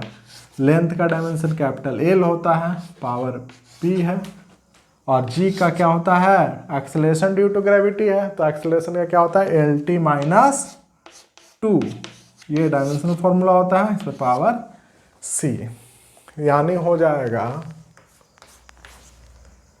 T to the power 1 is equal to m to the power a, l to the power कितना हो जाएगा, b plus c, b plus c हो जाएगा, और टी टू द पावर क्या हो जाएगा, माइनस 2c, माइनस 2c। इसको हम लोग लिख सकते हैं m to the power 0, l to the power 0, t to the power 1 is equal to m to the power a, l to the power b plus c, t to the power minus 2, equating minus 2c, sorry, equating the power of m, l and t।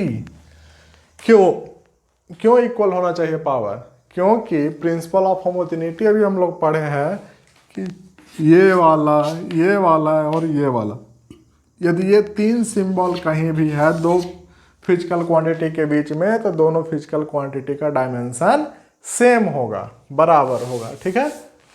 यानी कि क्या हो जाएगा, a is equal to 0, b plus c is equal to 0, minus 2c is equal to 1, यानी कि हो जाएगा c is equal to minus 1/2। So b is equal to minus c is equal to 1/2, यानी b इज इक्वल टू कितना आ गया, 1/2।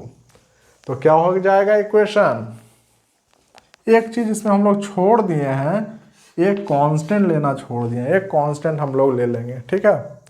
तो equation क्या हो जाएगा, t इज इक्वल टू हो जाएगा k, कांस्टेंट है, m to the power 0, l to the power b है तो 1/2, और c to the power g to the power c है तो c बराबर कितना, माइनस 1/2।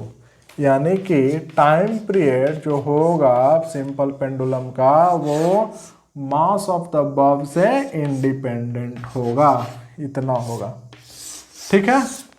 अब बात आया k का वैल्यू, तो k का वैल्यू हम लोग डायमेंशन एनालिसिस से नहीं निकाल सकते हैं, ये this is limitation of dimensional analysis. तो कुछ लिमिटेशन इसमें पढ़ लिए डायमेंशन एनालिसिस का, एक तो डायमेंशन एनालिसिस का लिमिटेशन पहले पढ़े थे, क्या कि यदि कोई फिजिकल इक्वेशन डायमेंशनली करेक्ट है तो कोई ज़रूरी नहीं है कि ये डायमेंशनली करेक्ट, ये फिजिकली करेक्ट होगा। दूसरा लिमिटेशन कि डायमेंशनल एनालिसिस का यूज हम लोग किसी फॉर्मूला निकालने के लिए तभी कर पाएंगे जब वह फिजिकल क्वांटिटी मतलब जब वो रिलेशन क्या हो, वो फॉर्मूला हो प्रोडक्ट टाइप हो, ठीक है, यानी इसमें मल्टीप्लिकेशन हो और डिवीजन हो तभी। नेक्स्ट लिमिटेशन क्या हो गया, यानी कोई फिजिकल कांस्टेंट इसमें कोई कांस्टेंट आ रहा है इक्वेशन में, तो उस कांस्टेंट का, और यदि वो कांस्टेंट जो है डायमेंशन लेस है, तो उस डायमेंशन लेस फिजिकल मतलब कांस्टेंट का हम लोग वैल्यू डायमेंशन एनालिसिस से नहीं निकाल सकते हैं, ठीक है। तो ये k का वैल्यू एक्सपेरिमेंटली निकाला गया है, तो क्या होता है, bye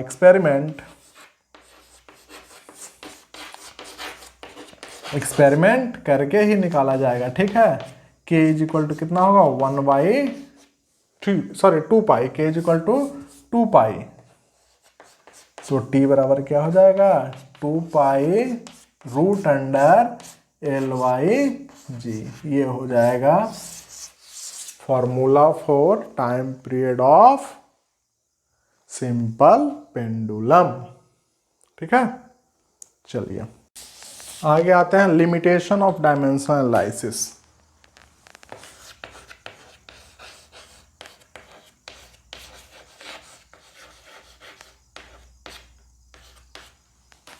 of dimensional analysis।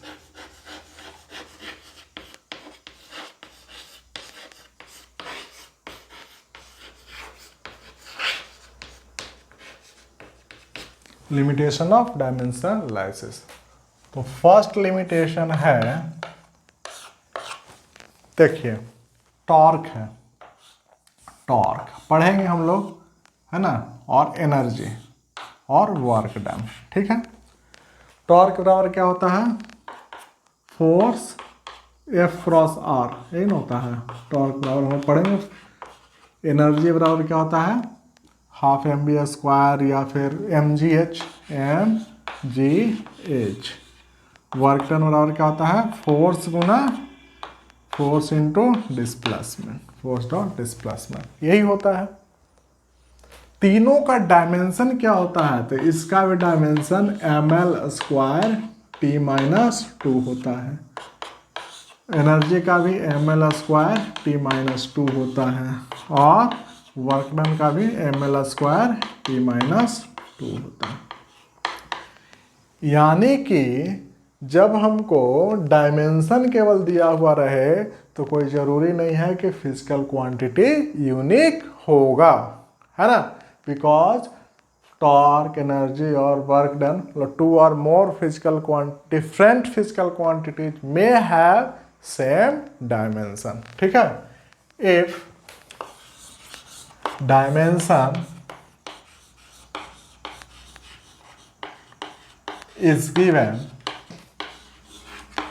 is given then the physical quantity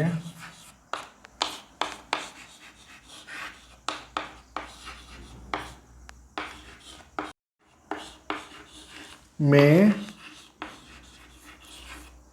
not be unique,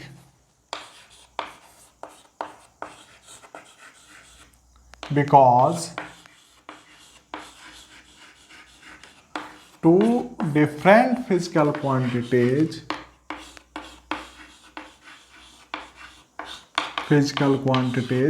may have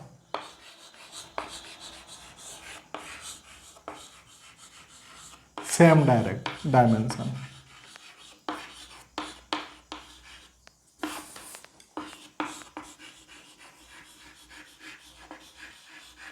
May have same dimension, ठीक है।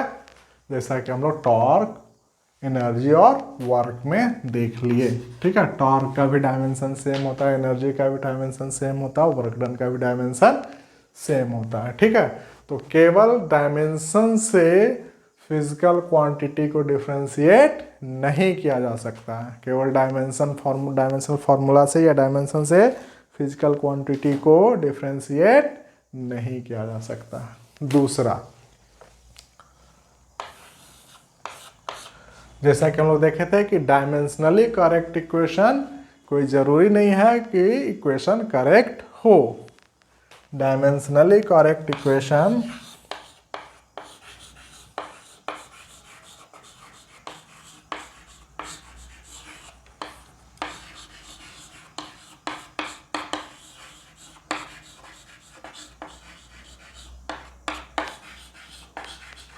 may or may not be correct, लेकिन dimensionally wrong equation must be wrong, ये question पूछता objective में, तो इस तरह से हम लोग जवाब देंगे कि यदि डायमेंशनली करेक्ट है तो कोई ज़रूरी नहीं है कि इक्वेशन करेक्ट है, लेकिन यदि डायमेंशनली रॉन्ग है तो निश्चित रूप से इक्वेशन रॉन्ग होगा। यानी कि हम लोग जब न्यूमेरिकल बनाएंगे तो डायमेंशन केवल चेक कर लेंगे तो पता चल जाएगा कि कम से कम हमारा 80% तो सही होने की संभावना है, 20% ऐसा है कि भाई गलत हो सकता है, कोई कांस्टेंट वगैरह छूट गया होगा, है ना। चलिए third one,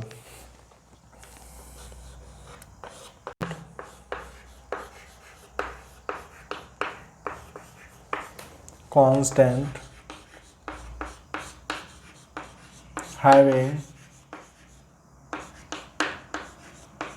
no dimension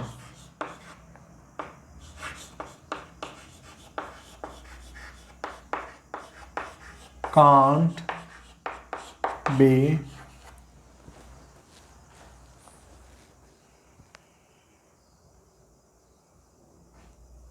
deduced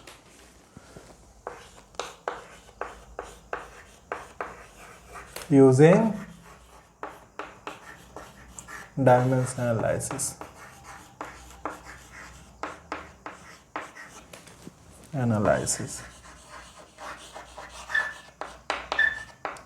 यानी कि डायमेंशन एनालिसिस को यूज करते हुए जो न्यूमेरिकल कांस्टेंट आएगा वो हम लोग डिड्यूस्ड नहीं कर सकते हैं। ठीक है, जैसे एग्जांपल में हम लोग लिए थे time period of simple pendulum t equal to 2 pi root under L by ji.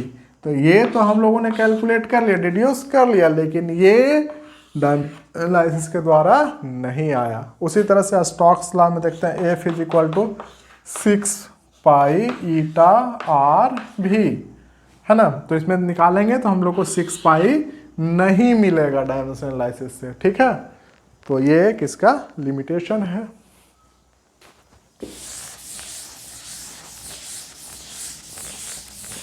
Dimension analysis के द्वारा यदि हम लोग रिलेशन निकालेंगे तो तभी निकलेगा जब वो प्रोडक्ट टाइप हो, है ना।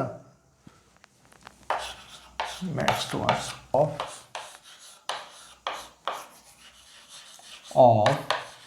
Dimension analysis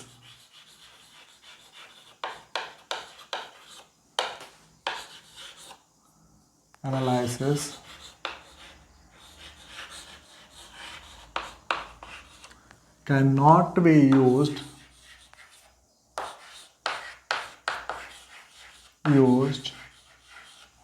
to find the relations other than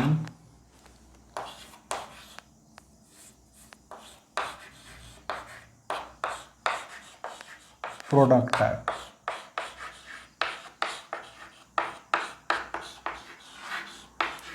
ठीक है, example s is equal to U T plus half A T square. इस इक्वेशन को हम लोग डायमेंशनल एनालिसिस के द्वारा नहीं निकाल सकते हैं। क्यों? क्योंकि ये प्रोडक्ट टाइप नहीं है। नेक्स्ट, यदि प्रोडक्ट टाइप है भी और यदि उसमें 3 से ज़्यादा फिजिकल क्वांटिटीज यूज हो रहे हैं तब भी हम लोग डायमेंशन नहीं निकाल पाएंगे। ठीक है,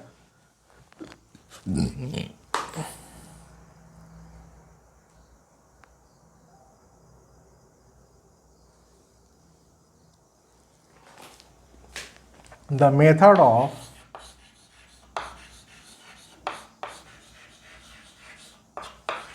dimension analysis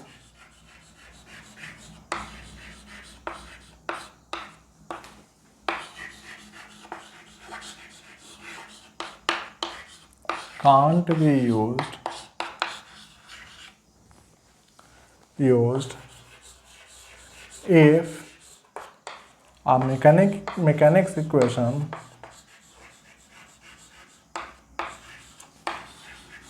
depends on more than 3 physical quantities, even the relation is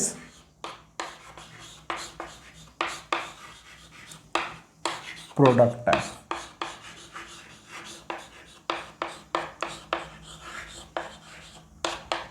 example t is equal to 2 pi root under I by M G L. ये है time period of compound pendulum. तो यहाँ पे I M G L 4 physical quantity आ रहा। जब 4 physical quantity आएगा तो इक्वेशन यहाँ पर क्या अननोन फिजिकल क्वांटिटी, अननोन कितने हो जाएंगे? 4 हो जाएंगे।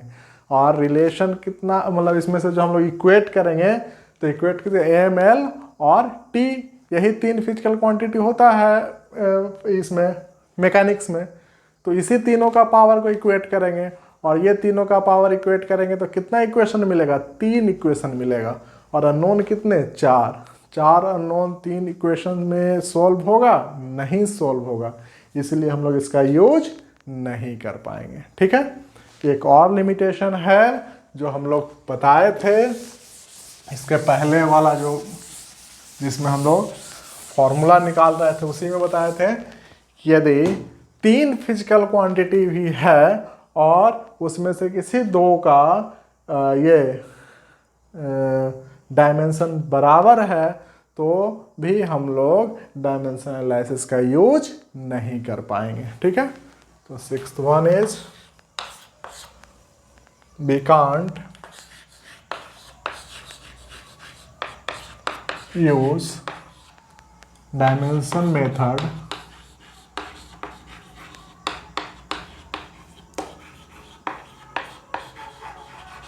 to find the relation or formula if 2 physical quantity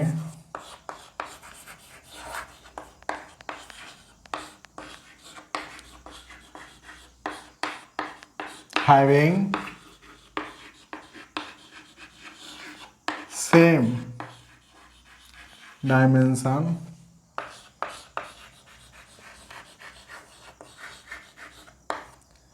is are in the relation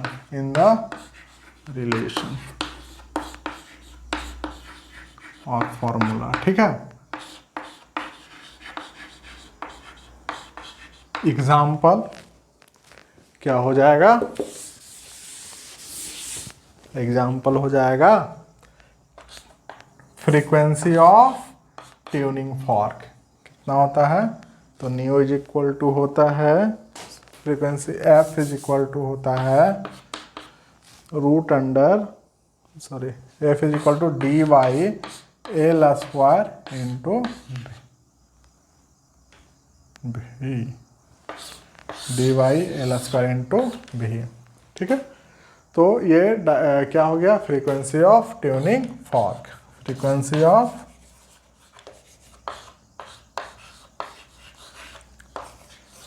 tuning fork, tuning fork का frequency F is equal to D by L square into velocity. ठीक है, तो ये इसमें डी और एल दोनों का dimension क्या है, सेम है, लेंथ है दोनों, तो इस वजह से ये रिलेशन डायमेंशन एनालिसिस के द्वारा नहीं निकाला जा सकता। तो ये थे डायमेंशन एनालिसिस का कॉन्सेप्ट, तो इसका बहुत उपयोग होने वाला है आगे फिजिक्स के जो हम लोग आगे के चैप्टर्स पढ़ेंगे, न्यूमेरिकल्स बनाएंगे उसमें, और वैसे भी इससे क्वेश्चन पूछे जाते हैं। आप बोर्ड का एग्जाम दे रहे हो या कंपटीशन का एग्जाम दे रहे हो, आपको डायमेंशन एनालिसिस से क्वेश्चन कभी कभार पूछे जाते हैं। बोर्ड के एग्जाम यदि बिहार बोर्ड में आप अपियर होने वाले हैं तो निश्चित रूप से एक क्वेश्चन रहेगा डायमेंशन से। ठीक है, तो बच्चों कैसा लगा हमारा ये वीडियो आप कमेंट करें और हमारे वीडियो को जितना ज़्यादा से ज़्यादा शेयर करें, और साथ ही यदि आप हमारे वीडियो को अभी तक हमारे चैनल को अभी तक लाइक नहीं किए हैं तो लाइक करिए, बेल बटन को क्लिक कीजिए ताकि आगे के अपडेट्स आपको मिलते रहे। धन्यवाद।